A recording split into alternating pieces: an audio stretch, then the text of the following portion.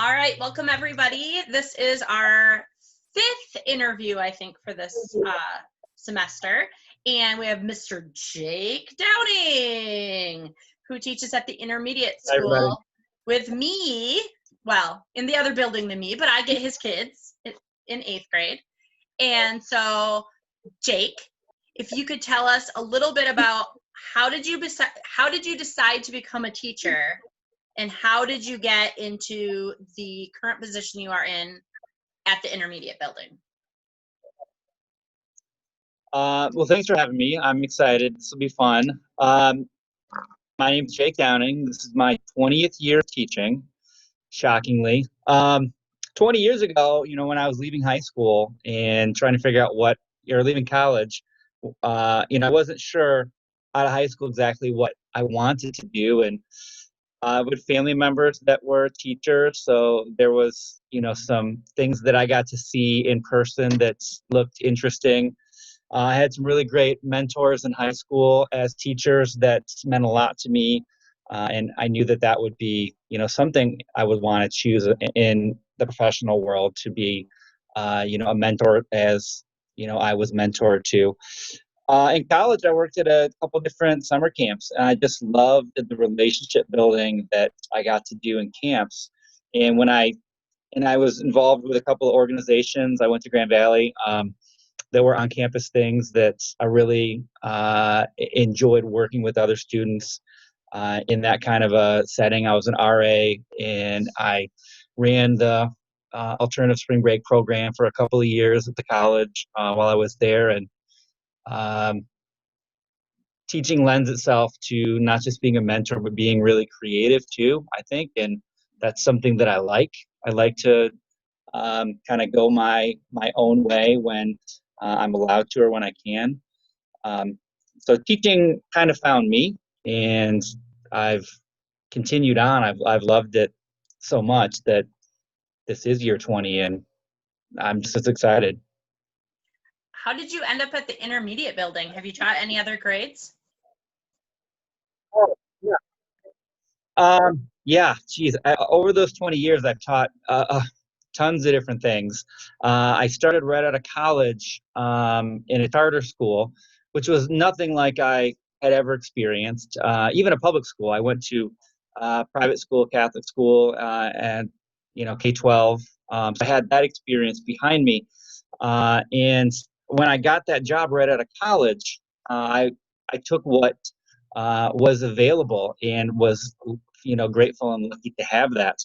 And several years there went by, and I got real comfortable, and I enjoyed what I was doing. And then an opportunity opened up in one of my buddies' buildings in another district, in a public school district, and I jumped at it and I took it. And somewhere, I don't know, Katie, 2010 or 11, when there was a leadership change in the governorship in Michigan, there was a raid on the school aid fund, and it just threw everybody's budget into a free fall. And so I remember being, 7, 8, 9 years into teaching, but I started over in a different district, and I was at the bottom of the seniority list. And I ended up, losing my job and then being called back, but then just doing something like temporary and part-time. And then the next school year, this position opened up at a 6th grade position in Wyoming. And 4th, 5th, 6th grade is where I spent most of my time. And so I was really excited about the opportunity with the level and with what I would be able to teach. I teach science, social studies, language arts, in various configurations, I guess, over the years. And I've been here maybe 8 or 9 years, I bet, at the intermediate. What classes do you at the intermediate? How is our intermediate building set up for like the kids' schedules? Do they change teachers? Do they have? Can you explain that to my students how our intermediate building works for 5th and 6th graders? Did you catch what I said? I didn't hear all of that. I didn't Okay. all of that question. Something about the intermediate and how it's set up. Yes.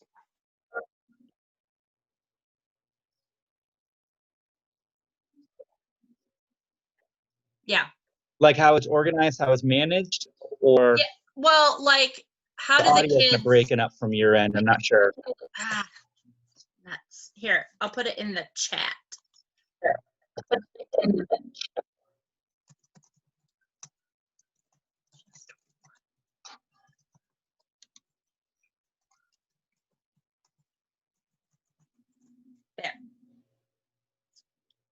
Oh, okay. So the question that you're asking is, do the kids have just one teacher or multiple teachers? Well, any other year they'd have a little bit more than just two teachers, but that's what it looks like this year. I teach sixth grade, partially self-contained. I teach with one other teacher, and I've been teaching with Maureen for all of the years that I've been in this district. It's just been the two of us.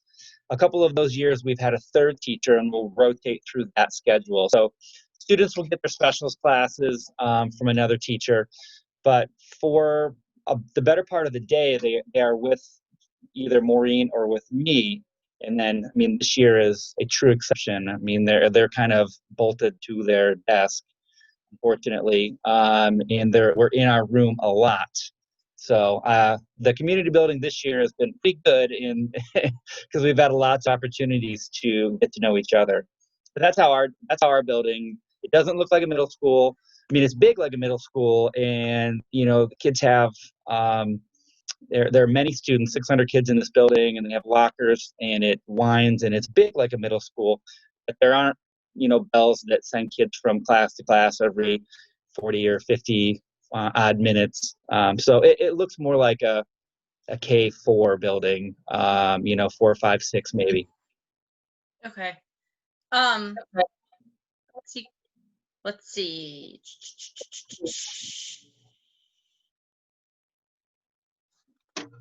How do you, as so you do ELA, you do all of it between you and Maureen, right? You do. Yes. Okay. Yep. How do you structure your writing? Is it just a block for kids that you focus on writing, or do you do writing throughout all of the disciplines? A little bit of both. The way that it's structured this year, we have a big set of time set aside in the afternoon where we'll put reading and writing together, which is what I prefer. I would like to be able to find the connections with students to what we are reading corporately or what they're reading as their choice. But obviously, we want to write as much as we can. Social studies and science lead themselves to writing, math, sometimes. But yeah, we want to go across the disciplines as much as we can. But right now, most of it is blocked into our afternoon. We've got, probably 40 minutes for each of those classes, reading and writing. I'll open the day, so that's the end of the day. That's kind of our afternoon schedule. But every day I will open the morning and I'll read a picture book. And they're in sixth grade, but I read them picture. I've been doing this for years. I read one every day, and then that offers us some things to write about or to talk about throughout the day or the week. And those can be easy text-to-text connections for students that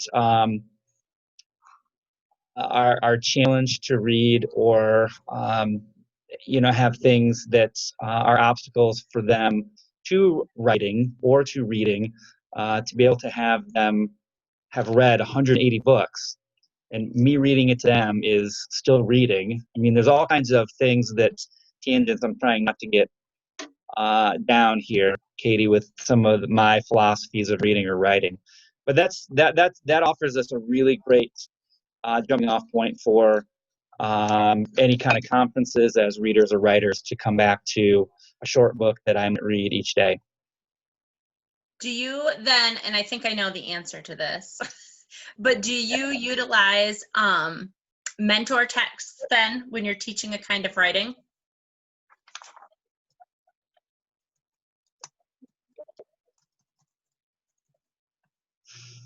Mentor text when I'm teaching writing? I think that was the question. Yep. Yes. Yep. And those books can easily become mentor text too. I mean, depending on what we're looking at. If we're looking at voice or personification, those texts can easily be mentor texts that I can come back to. Sometimes I'll just grab parts of Any Book by Dan Gemeinhart has such wonderful setting as a mentor text. Just we're reading Some Kind of Courage as our daily read aloud book, where it's not the picture book in the morning, but it's a book I might read for 5 or 10 minutes after lunch every day as students come back in and start to be in a more of a academic setting. And he is such a wonderful writer of description for setting.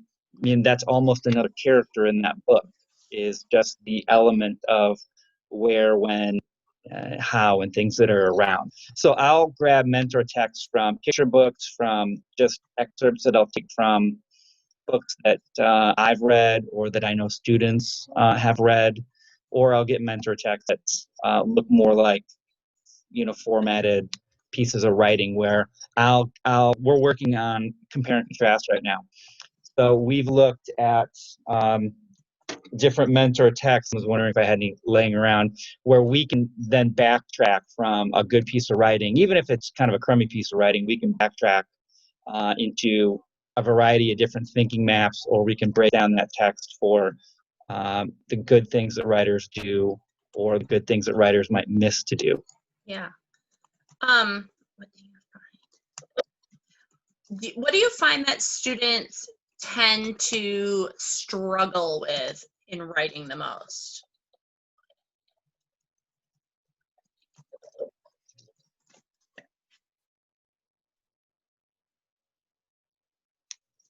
Kids that struggle to write, I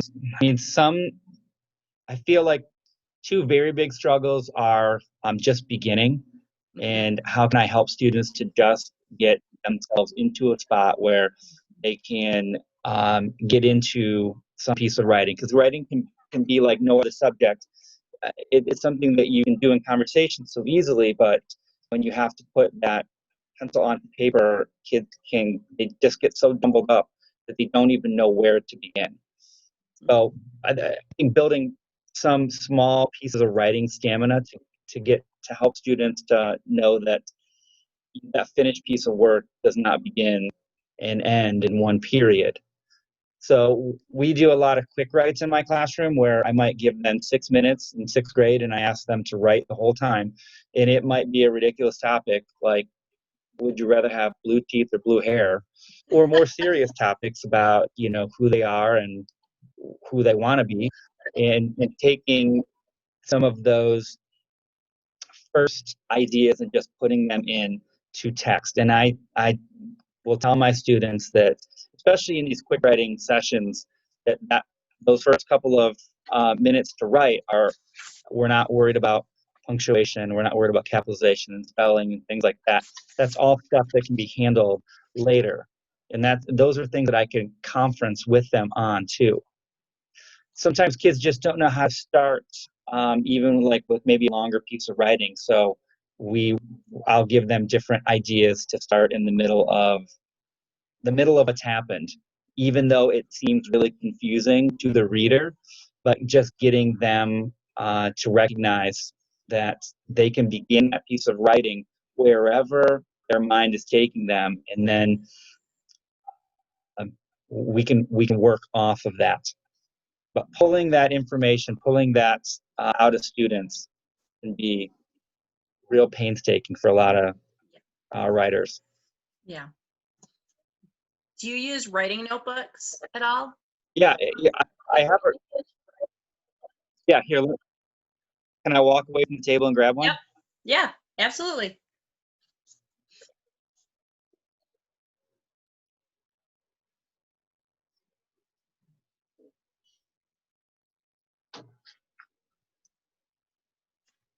All right. So in my 6th grade, we do a lot of things with notebooks.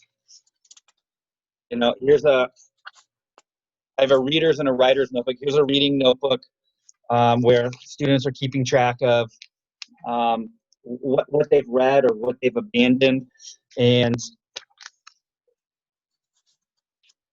like I've given them a way to write about their reading. This is something I've come up with over the years. It's not a book report. It's not a project. They're not making something on a cereal box. It's real. It's meant to be something that they can do quickly once they've read a book. And this goes for picture books. This goes for audiobooks, graphic novels. That's all reading to me. Hearing a book read to them, a read aloud book that we'll finish together. This is a piece of writing that my readers can do. The top portion is the connections. Text to self world and text to text. Here's a short summary. I'm just trying to get students to give me 4, 6, maybe 8 sentences, and I've intentionally left it a small space to kind of force them to edit. And then an opinion piece here at the bottom.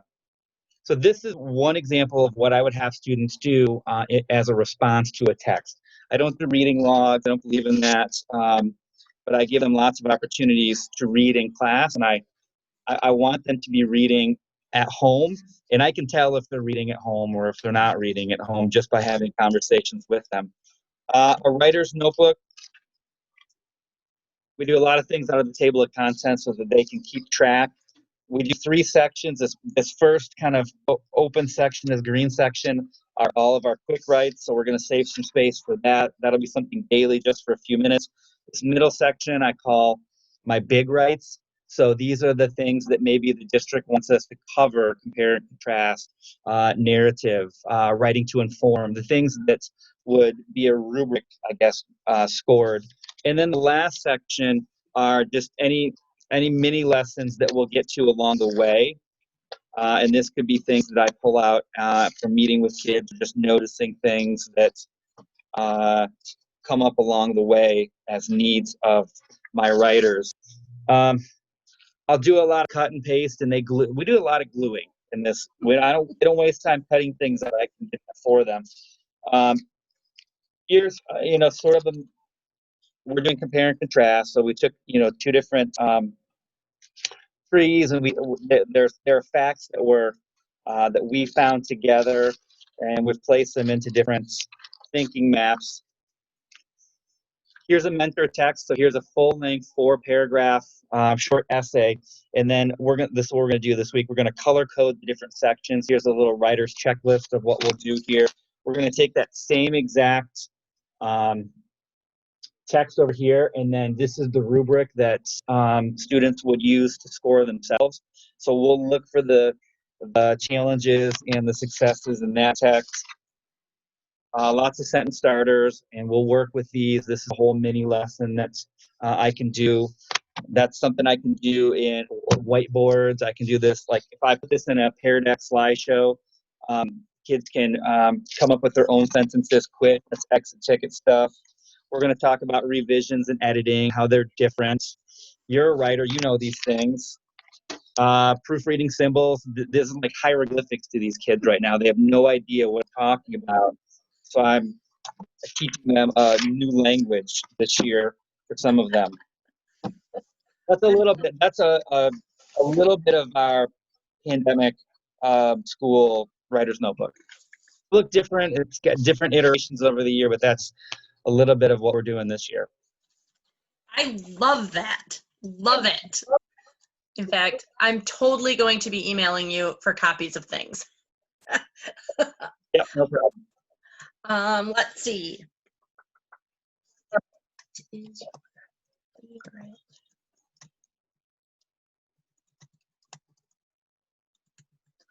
What is your favorite writing assignment to do with your students? The ones I enjoy the most are the ones that I guess lead to the most creativity. The teaching them some format things, writing to explain, and persuasive writing. I like persuasive writing. That's a lot of fun because the kids are trying to convince me with evidence what it is that they enjoy the most. One of the ones I taught 4th and 5th grade for a whole bunch of years, and especially like right now, it being sort of close to Halloween, this has always been one of my favorite ones. I would show them the first 10 or 12 minutes of The Great Pumpkin. And we would stop the video, and then I would have them pretend to be, with Sally and Linus, using descriptive 5-sentence What is it that all of your surroundings, what is it that you can, what can you bring, in your words that would describe all of those things?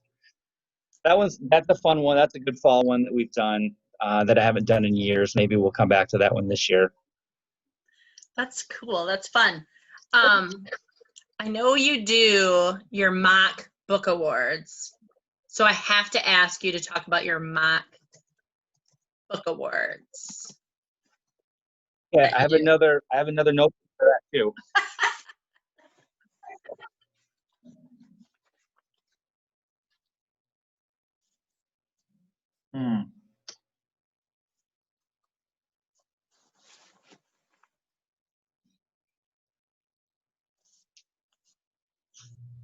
Well, I had a notebook for that, but I don't know where it is.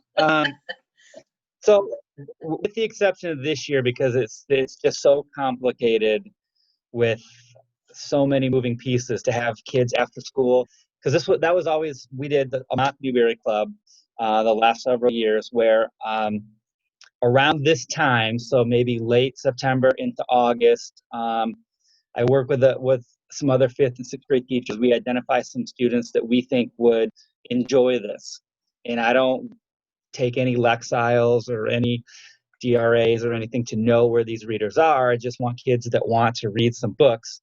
And we would take the books one at a time, and I wouldn't assign them. I would pick 10 books every year that I think are books that I've read that I think students would enjoy, that are middle grade books that have a lot of buzz about them, to be a book of the year.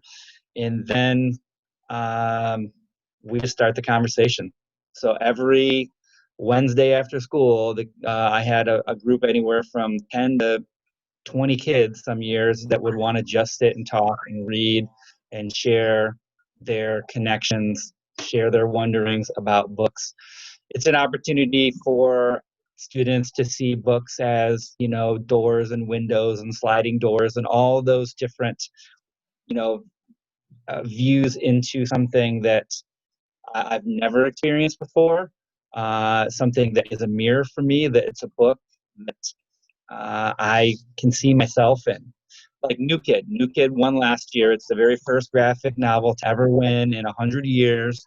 And teaching in a district that has a lot of diversity like Wyoming does, it was incredible to see Jerry Craft win that award. Like kids that like high-fiving each other. We watched part of it in January live.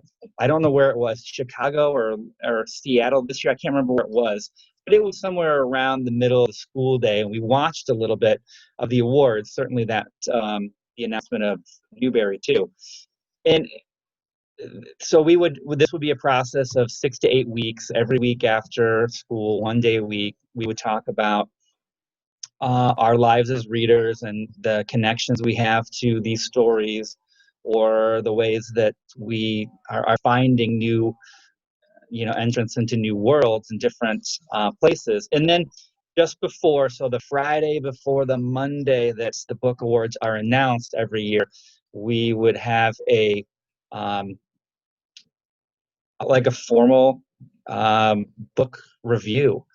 I would bust the kids out of school for a couple of hours. We'll sit in the boardroom at the admin building, and kids come prepared to champion one book. So of the 10 they read, and I don't know what I required in years past, 7 out of the 10. But if you read 5 books, you were still going to come to the party. But the more books you read, the more opportunity you had to talk about more books. So we would go around the table. One of the events that we would do during that morning was each kid would get, 90 seconds or so to explain why that book was the very best book in their opinion.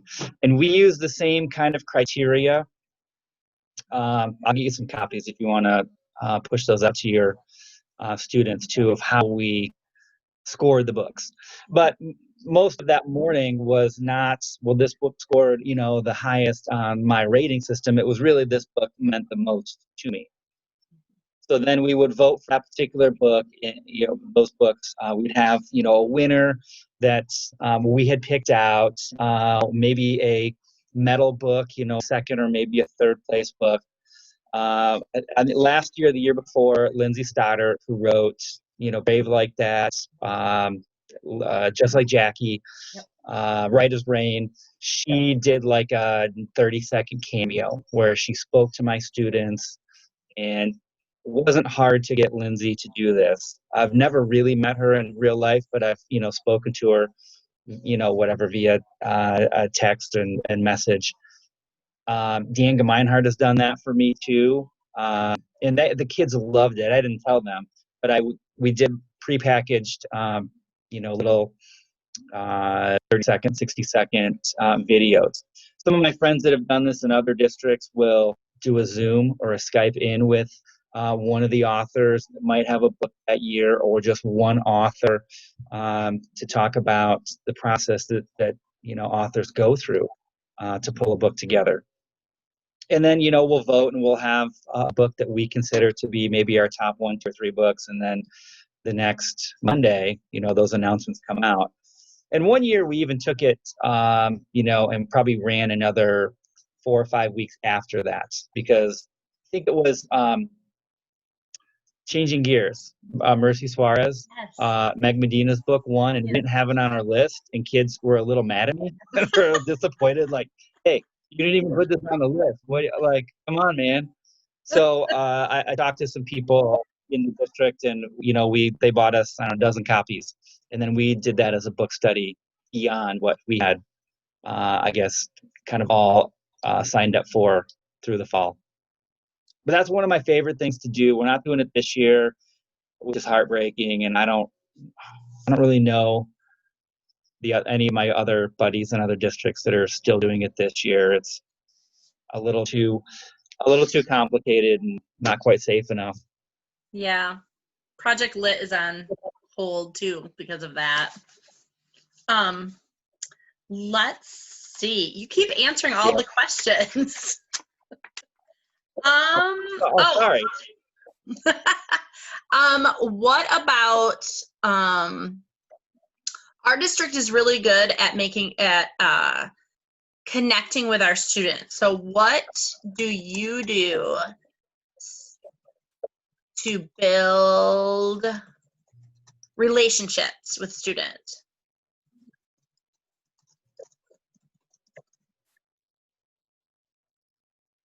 Building relationships. Well, I think you have to be consistent to build the right relationship or a strong relationship with students. You have to be fair. You have to be consistent with them. You have to have opportunities for you to get to know these students.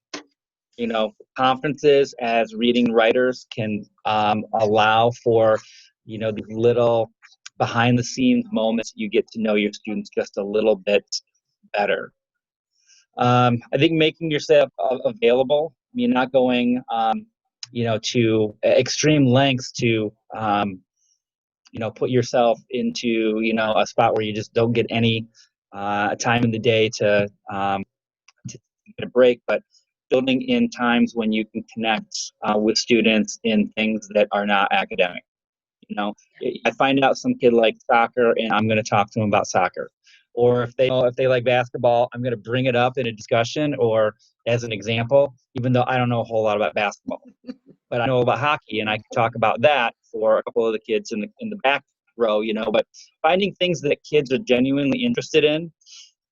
One of the things that Maureen and I do every morning is we've been doing this year over year. We ask the kids a couple of questions every morning. It's a check-in form. It's a Google form that doesn't have a whole lot to it, but just a couple of questions. How you doing? How was last night? Is there anything that you're struggling with? Is there anything that you're really excited about? Is there anything that I can do or change? You're having a hard time at home. And I let these be answers that kids want to bring to me. But that provides Maureen and I another opportunity to know a little bit more about our students. Making those good phone calls home is a great way to forge that connection. You don't have to make phone calls home just when things aren't you know, on the up and up and going in the direction you want, you can make those positive phone calls at any time. And kids love that, parents love that, and that's a way to know and to pull some of the tougher kids to your side too. The Yeah. tougher kids are always more fun too, because they're Yeah. more mysterious.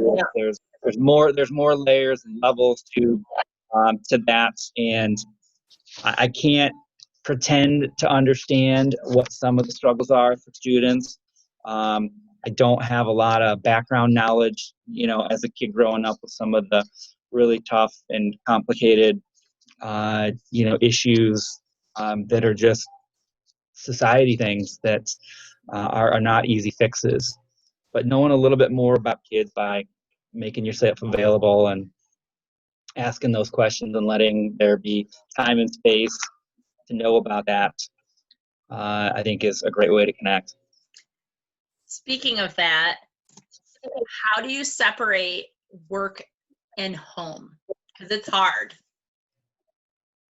I know it's 6 o'clock and I'm still here, I know. but I'm here because I have two small kids at home who I love dearly.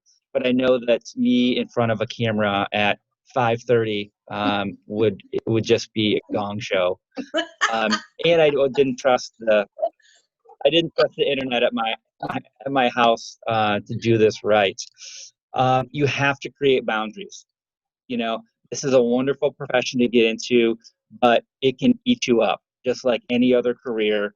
And if you don't set aside times in your day to walk away, uh, you're going to drive yourself crazy, because this is one of those jobs that you can continue to work for hours and hours and hours every night, every weekend, and still never maybe be where you want to be. And you have to be okay with that. You have to know that you can't do it all, and having the time to decompress in whatever way, you know, if you like to run or write or play music, you know, or chase your kids around. I mean, those are the things that you have to do to, you know, keep your powder dry. You got to do those things to, um, you know, make the time we do have. I only get 180 days with these students, um, to make the most of it. Yeah. Okay. Last question. What advice do you have for new teachers?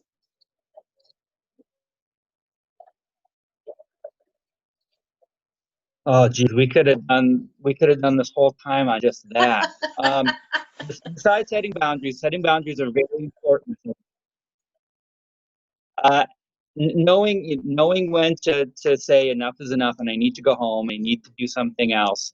Because outside of setting boundaries for yourself, um, you got to have fun. I mean, you got to choose a good attitude every day. You got to know that students are coming in every day from lots of different home environments and situations, both positive and, you know, really challenging.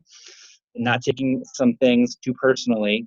You know, when students are acting out, they're acting out not at you necessarily, but they're just acting out because they need help, and they just need somebody to love them. Um, Something else would be finding a mentor teacher in your building, in your district, or some other district even. Uh, I can think of one guy. He just retired this year, and been a mentor and a friend for many years. He's, you know, kind of my Tuesdays with Maury guy. He's a guy that's it's like a 3 credit course just listening to this guy talk about not just how he treats his spouse, but how, you know, he teaches kids to jump rope, or how he teaches students, you know, to play chess, or whatever. You find those people, and you don't have to be the oldest people in the building, but sometimes the oldest people in the building have the best ideas because they've seen it all. But if you can find somebody that you can really connect with and you feel comfortable with ideas to bounce off of, I mean, I think that's quality too. Thank you. I'm sorry. Yeah, you got it. This was fun. Thanks for having me. Hold on. Ugh. Okay, so I'm gonna stop recording. Thank you, Jake. Okay.